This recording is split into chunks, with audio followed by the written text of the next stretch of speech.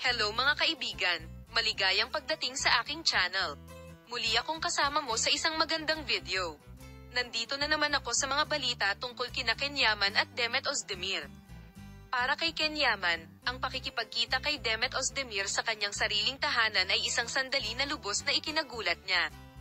Ang mga hindi inaasahang pagtatagpo ay maaaring maging kapana-panabik. Lalo na pagdating sa taong kasing halaga ng sinasabi sa buhay mo. Ang pagkakita kay Demet Özdemir sa bahay ay halu-halong emosyon tulad ng sorpresa, saya at kaunting hindi paniniwala. Kung tutuusin, hindi araw-araw na nakakatagpo ka ng ganitong espesyal na tao sa hindi inaasahang lugar. Para kay Ken, ang pagpupulong na ito ay isang pagkakataon para isipin ang epekto niya sa kanyang buhay. Mula sa oras na magkasama sila sa mga propesyonal na proyekto hanggang sa kanilang pagkakaibigan sa labas ng screen, ang aking mahal ay palaging presensya sa kanyang buhay, at ang makita siyang muli sa bahay ay muling nakumpirma ang kahalagahan ng bono sa pagitan nila.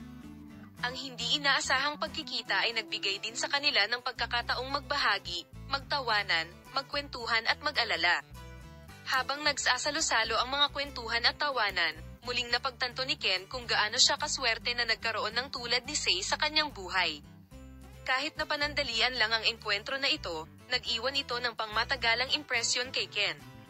Ipinaalala nito sa kanya ang kahalagahan ng pagpapahalaga sa mga sorpresang iniaalok sa atin ng buhay at sa mga taong nagpapanatiling espesyal sa mga sandaling iyon. Para kay Ken Yaman, ang pagkikita ni Demet Özdemir sa kanyang bahay ay higit pa sa isang pagkakataon.